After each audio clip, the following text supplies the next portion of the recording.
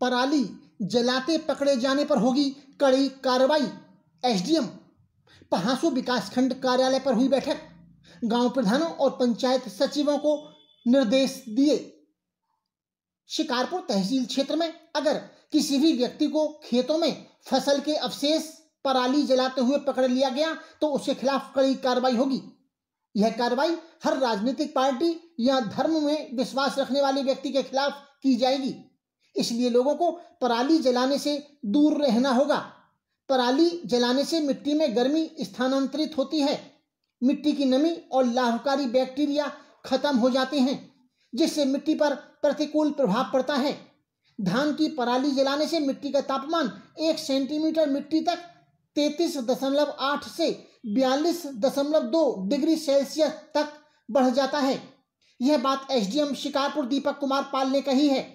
बुधवार को तहसील क्षेत्र के पहासू विकासखंड कार्यालय पर गांव प्रधानों और पंचायत सचिवों को बैठक में एसडीएम दीपक कुमार पाल ने पराली जलाने का मतलब बताते हुए कहा कि किसानों द्वारा गेहूं और धान जैसे अनाज की कटाई के बाद खेतों में बची हुई पराली को आग लगा दी जाती है।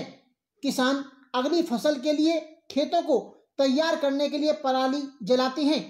यह खेतों को साफ करने का सबसे आसान और सस्ता तरीका होता है, लेकिन इससे हवा की गुणवत्ता में भारी गिरावट आती है, लोगों को सांस लेने में भारी दिक्कत होती है। इसलिए गांव प्रधान और पंचायत सचिव अपने अपने इलाके में इस बात का पूरा ध्यान रखें कि कोई भी व्यक्ति पराली नहीं जला पाए।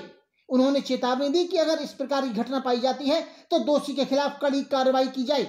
एसडीएम ने कहा कि पराली जलाना उन कई मुद्दों में से एक है जिसकी निगरानी शीर्ष अदालत दिल्ली में बिगड़ती वायु गुणवत्ता से निपटने के मामले में कर रही है। पड़ोसी राज्यों में पराली जलाना वायु प्रदूषण का सबसे बड़ा कारक माना जाता है। उन्होंने कहा कि जनपद बुलंदशहर में धान की पराली जलाने वाले अनेक किसानों के खिलाफ आपराधिक मामले दर्ज हुए, लेकिन इससे आगामी वायु प्रदूषण से निपटने का समाधान नहीं मिला है। इसलिए अब पराली जलाने वाले किसानों को उनकी फसलों के लिए न्यूनतम समर्थन मूल्य यानी एमएसपी रोकने पर विचार करने का न्यायालय ने सुझाव दिया था।